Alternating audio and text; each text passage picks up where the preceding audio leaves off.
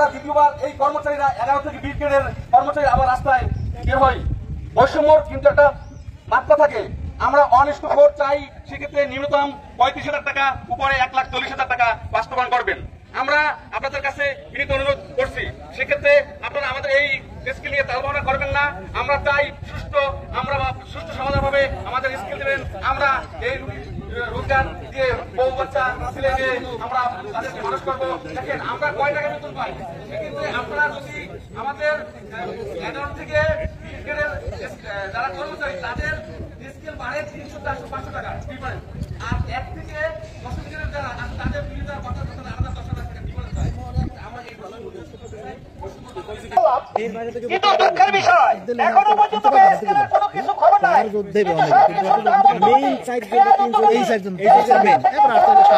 বাজার করে সেই বাজার থেকে আমাদের বাজার করতে হয়। যারা যেই টাকা দিয়ে কিনে আমরা সেই টাকা দিয়ে কিনতে হয়। নবম পে স্কেল বাস্তবায়নের জন্য 15 ডিসেম্বরের মধ্যে বাস্তবায়নের জন্য আয়োজিত এই মানববন্ধনের উপস্থিত আমার কর্মচারী ভাই বোনেরা, আসসালামু আলাইকুম। আসলে নবম পে স্কেল এটি আমাদের প্রাণের দাবি, এটি আমাদের যৌক্তিক দাবি। এই দাবি এই পে স্কেল কমিশন গঠন করেছিল।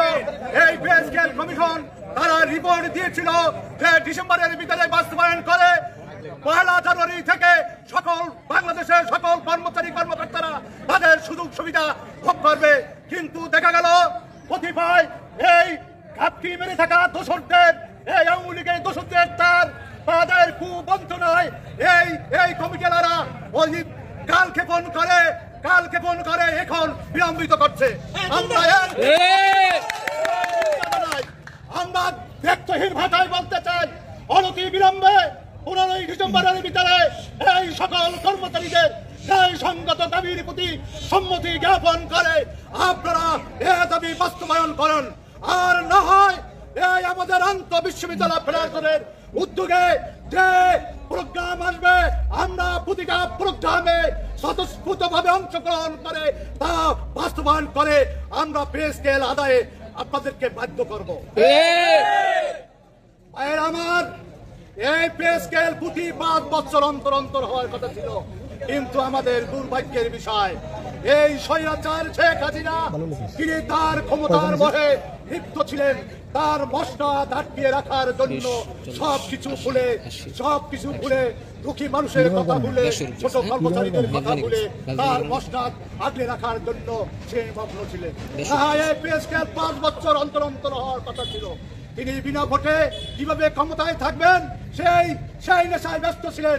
এই কর্মচারীদের যে অফিসার যেখান থেকে বাজার করে, একজন টিচার যেখান থেকে বাজার করে, একজন সচিব যেখান থেকে বাজার করে, আমার ছোট কর্মচারীরাও সেই স্থান থেকে বাজার করে।